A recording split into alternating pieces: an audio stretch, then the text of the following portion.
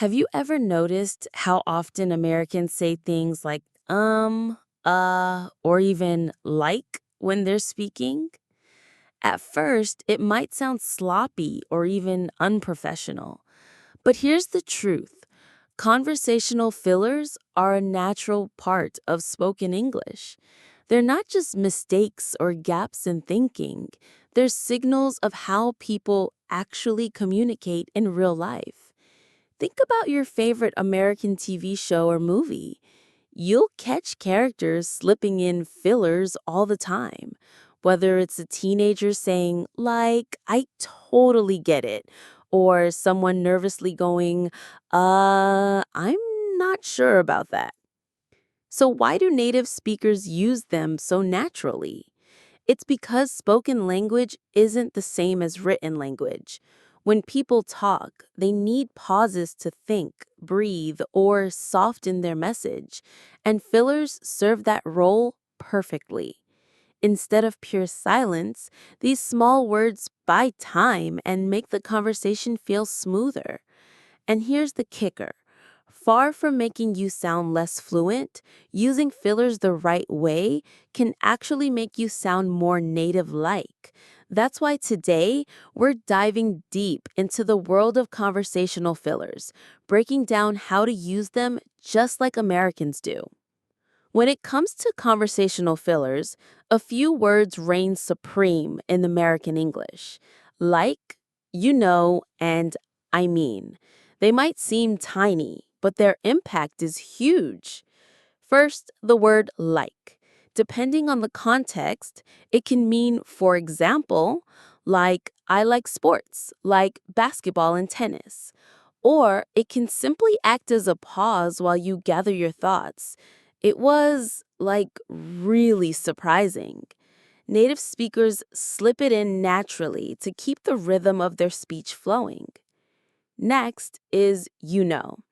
It's often used to check if the listener is following along, almost like saying, do you understand what I mean? For example, it was a tough day, just one thing after another. Instead of feeling repetitive, it creates connection with the listener. Then there's I mean. This filler is a quick way to reframe or clarify something. I didn't dislike the movie. I mean, it was just too long. It softens your words and makes your message more relatable. Here's your quick practice. Try saying, it was like the best trip ever. Or, sometimes things just don't work out. Practicing with these short phrases helps you get comfortable using fillers in a way that feels natural and authentic. Fillers aren't just random noises, they're powerful social tools. In American English, they often signal that you're listening, thinking, or preparing to respond. Imagine a friend telling a story and you reply with, uh huh, those little cues show engagement. Without them, conversations can feel stiff or even robotic. One key point, fillers can help with turn taking. When someone says, it's often a signal that they're about to continue, not that they're finished.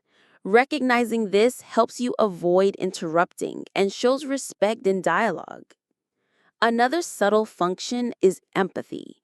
For example, when a person is sharing something emotional, you might add a gentle, yeah, I mean, to align with their feelings.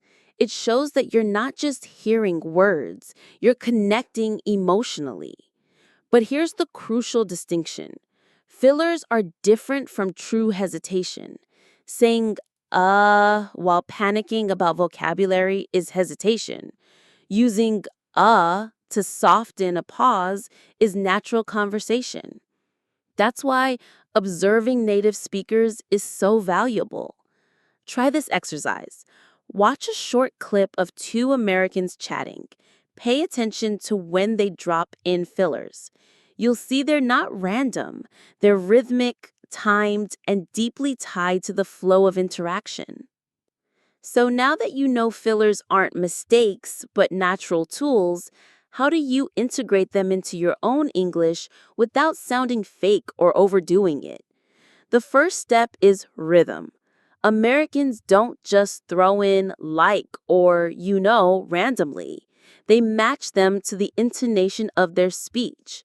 For example, it was like unbelievable usually has a rising tone on like, making it blend seamlessly into the sentence. Another key is moderation. Using fillers every other word can actually hurt clarity and make you sound unsure. Instead, sprinkle them in where you'd naturally pause in your native language. Think of them as seasoning. Just enough makes the dish flavorful. Too much ruins it. Practice tip. Record yourself speaking about your day and intentionally add a few fillers at natural pauses. Then listen back. Do they feel smooth or do they stick out? Adjust until it sounds effortless. Also, watch out for common pitfalls. Overusing like in every sentence is a trap even native speakers fall into. And fillers don't replace strong vocabulary, they enhance it.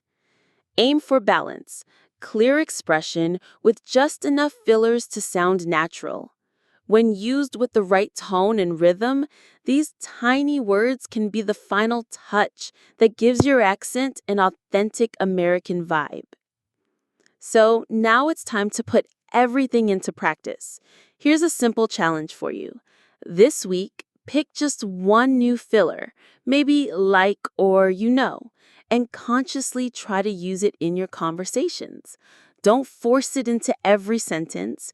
Just sprinkle it in naturally when you need a pause or want to check connection with your listener. Over time, it will stop feeling like practice and start feeling natural. For extra exposure, tune into American podcasts or binge watch shows where casual dialogue is abundant. Pay close attention to how often fillers appear and in what context. Apps like Netflix with subtitles on can double as a listening and reading lab. You'll start to see exactly how fillers shape rhythm. Remember, mastering fillers isn't about sounding lazy. It's about sounding authentic. They are part of the music of American English, and using them naturally can make you come across as more confident, approachable, and fluent. So, now it's your turn. What fillers have you noticed in conversations around you? Drop a comment and share your experience. I'd love to hear it. And if you found this episode helpful, make sure to hit that subscribe button so you won't miss out on more tips to level up your English fluency.